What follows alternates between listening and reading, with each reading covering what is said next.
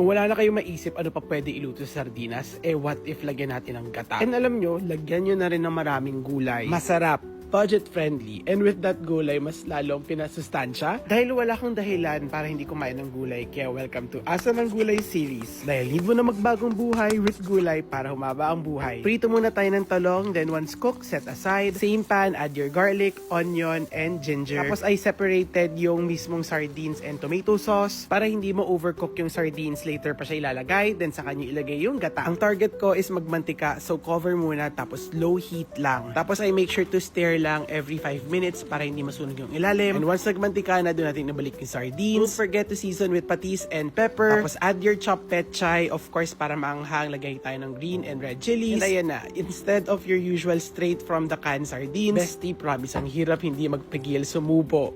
Mas pilalinamnam kasi with gata, and syempre, mas pinasustansya with gulay. Na I'm sure pinasasalamatan ka ng katawan mo dahil wala kang dahilan para hindi maggulay. Ichoy! It's budget friendly.